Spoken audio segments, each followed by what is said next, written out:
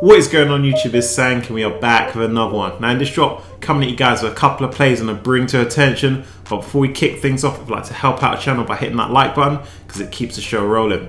Alright guys, that wraps up another day in these markets, and the stock market is just providing us with blessings on blessings this week. And I'm just happy to see your portfolios on the up and up. But as I said, the stock market right now is just throwing us a small insight into what it can really do. So in the meantime, I'm going to need you guys locked in because as always, I've got these money moves for you. Now as I say in this drop, coming at you with a couple of plays and a bring to attention. So let's run the first one.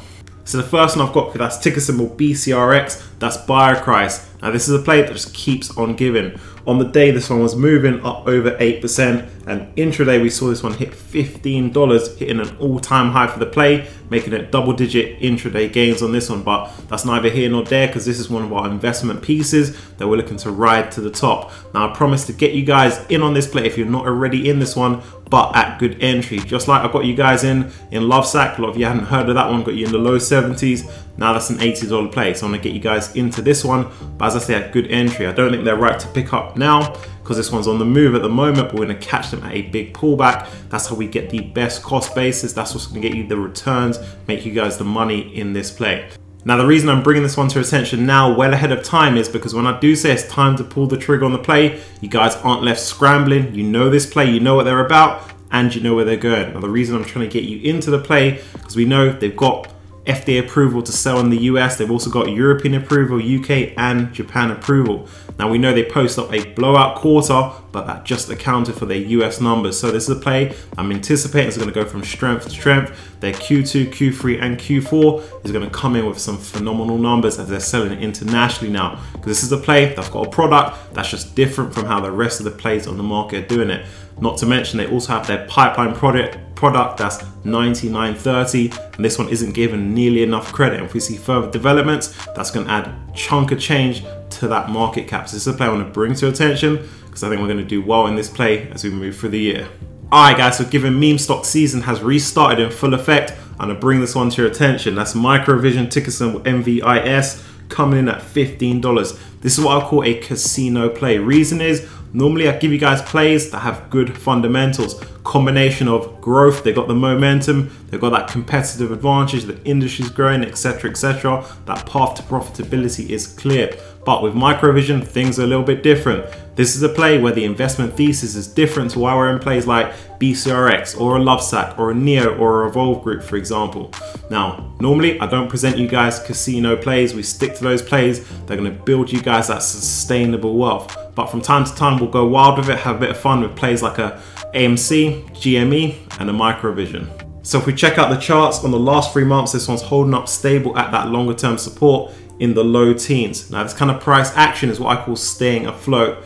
Now the back end of April, we saw this one show that momentum, but they've come back down to that support. So it's looking like good, better entry can be made where they're at. Now if this one gets that right level of investor interest, you could see this one take off from this line in the mid-teens. But you guys already know if this one were to take off, it's about securing those early wins, taking that early W and keeping it moving. That being said, this is the type of play, if you're interested in them, it's just one to put down your fun money. We'll keep that serious dry powder for our plays like our BCRXs, our Grow Generations, our Revolve Groups, our Teslas, our Neos. You guys gotta know there's levels to this. Alright guys, so those are the plays I've got for this one. Now, as I say, this week, the stock market has blessed us with momentum for our growth plays. Now, I know it's caught a lot of you guys off guard because you thought the stock market was going to continue to dip and dip and dip. That's why I say the strategy, the best strategy in these markets is to continue catch these plays on the cheap because you don't know when they're going to rebound. So when we're picking up plays like a Pinterest or plays like a Grow Generation or plays like Disney, you guys have seen how they've started their rebound. You can see how you can make quickly, very quickly, 10, 15, 20% profit on very solid plays, sustainable plays that will continue to move upwards. Now I know right now, given the level of volatility in the markets, the bounce we've seen in the stock market this week, a lot of you guys are wondering what you do with your dry powder. Do you hold off, sit on the sidelines? Do you get active in the markets? Now, the best strategy is on your high conviction plays, your quality plays that are set to continue growing this year, next year, to continue building you guys wealth as investors. If those plays are below your average, they're buys right now, guys. So, but the strategy is you buy a smaller amount than you would if those plays dipped.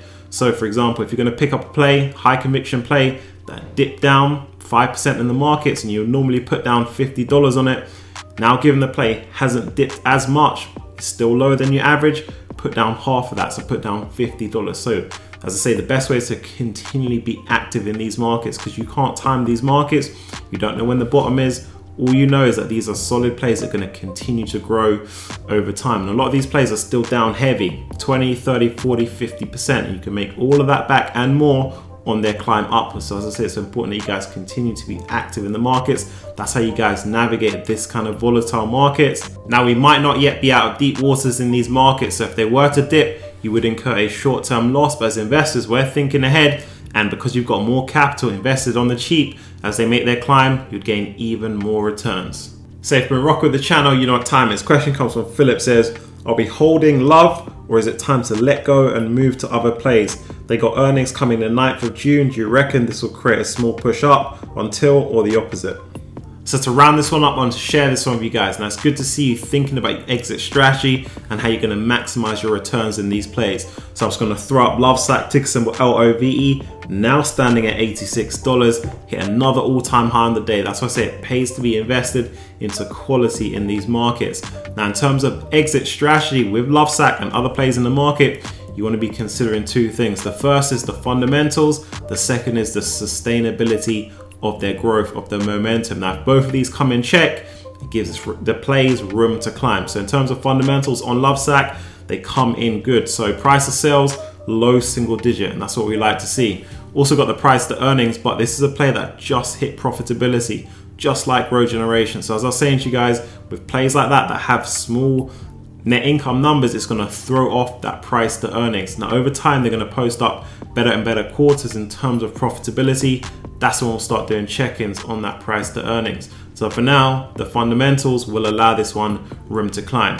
Now, in terms of sustainability of growth, it's unclear to know how much the pandemic fueled the growth of this play. And that's what you guys need to do a check with all of your plays. We know the pandemic fueled a lot of these plays, moved them 1, 2, 3 years in advance. And some of these plays will retrace back to a normal growth rate.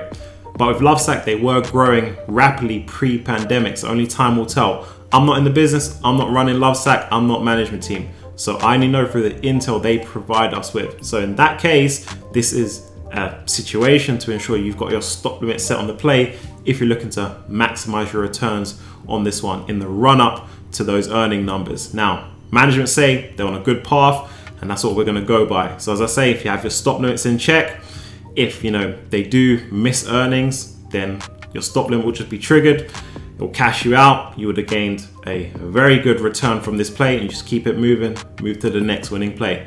That's how we win.